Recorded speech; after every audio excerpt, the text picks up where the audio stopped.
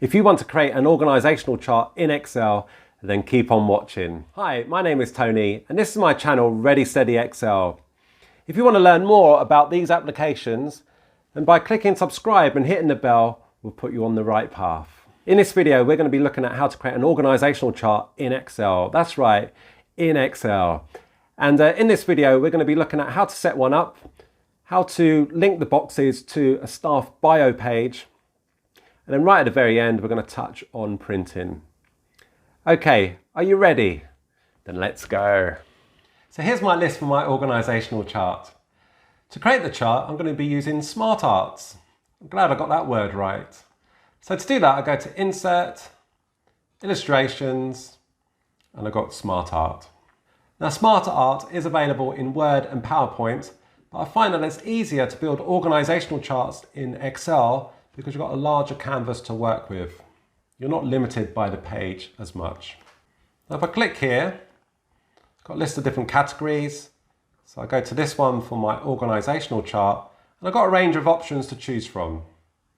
I'm going to go for this one, but I can always change it later if I wanted to. Click OK. So how this works, you can start typing this in manually, and that would work.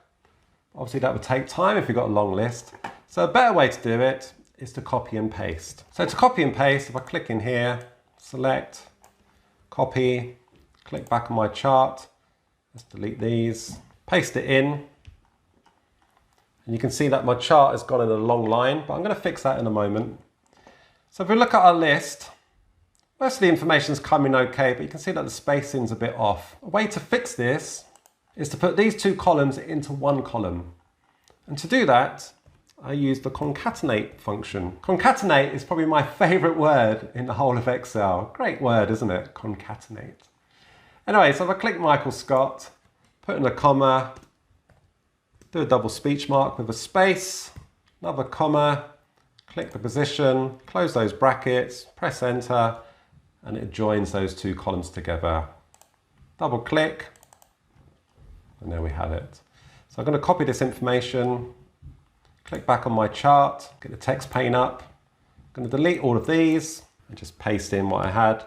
And as you can see now, the spacing has been sorted. Okay, I'm going to move this onto a new sheet now, just because it's tidier, but you don't have to. Paste this in, and I'm going to move the text box onto the left. For some reason, I prefer it to be on the left-hand side, not on the right. So there's my organisational chart.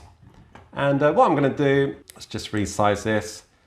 So it's coming up small because it's trying to fit into this small little box here. So I can resize this, and as I resize it, it gets bigger. I'm going to tidy that up in a moment. So going down this list, we've got Michael Scott, the regional manager. So he's going to be top of the list. And then underneath that, I've got like head of sales, and then I've got Jim's team here, the salespeople. So they're going to report under Jim. We've got Angela, head of accounting.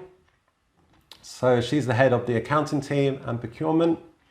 So what I do to set up the organisational chart, to set up the reporting lines, what I do is click here where it says Jim Helper, press tab, and it will go under Scott, Michael Scott.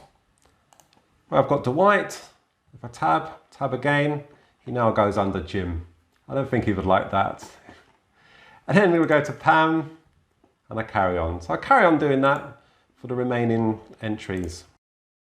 So as you can see now, our chart is starting to take shape, but there's a few things that we need to fix. Down here at the bottom, I've got Ryan Howard, the temp. And at the moment, he's sitting here at the top. Now I want him to be part of HR in this scenario. So to do that, I just tab in once. And that puts him on the same line as Daryl and the other managers. If I tab again, he will then report under Daryl. But I don't want that. I want him to report under Toby. So what I do is I put him back onto the same line as Daryl by doing Shift and Tab, and then using one of my favourite keyboard shortcuts, which you might have seen in a previous video. If I press Alt and Shift and go up, it will push him up the list. And now I can press Tab, and it puts him in the HR team. If I want to add someone else, then I can. I can do that manually. So I can just click in here. So there's a new salesperson now. So under here, so if I press enter, type in the name, or another way you can add someone is by going to the SmartArt design And up here you've got add shape. If I click on the drop down, you've got a range of options. So you can add a shape after, before, above, below, or an assistant. So for this example, I'm going to add an assistant to Michael Scott. And for this scenario, I'm going to click add assistant. I'm going to add Erin Hannah, who's the receptionist. Click away and there we have it. Now it's looking a bit blue. So let's add a bit of color to this. So if I go to change colors, got a range of theme colors to choose from. So I'm going to go for this one here. And as I hover over these different themes, you can see that the colors are changing there in the background. So I'm going to go for this one. It's a nice warming blue and orange and yellow, perhaps sunshine yellow. So Erin, I want her to be a different color. So to do that, I just click on the box once. And if I go to the home tab, I can change the color from here. What should we put in? Green. A couple of other things to look at. So at the moment, my organizational chart is going downwards. So what if I want to go across? Let's have a look at this. So if I click on Jim's name and then the people in his team, and if I go to SmartArt, if I go to layout, I can change. So if I go to standard, stretches it across. If I find that I'm running out of space, I can go to layout, maybe both. I do a combination of the two, so downwards and across. Now you don't have to do it team by team. You can just click. So I'm using the control key here to select. And I can do them all at once, just like that. Let's have a look at linking these boxes to a staff bio page. So you can do this in a number of ways. You can link to another worksheet, like here, or you can link to a website. Maybe on your company's intranet site, you've got the staff profiles there, so you can link to those. So I'm first going to start and show you how to link to a sheet within this same spreadsheet. So let's click on Michael Scott. So to set up the link, I'd go to Insert, Link, and then here you've got Place in this document. I can choose Staff Bio, and then I can choose which cell has the information. So it was in A1. Click over here just to show you how that works. Click Michael Scott, and it will take it there. So if I wanted to link to Erin Hannah, then I would put in A5 instead. If you want to link to a website, you can.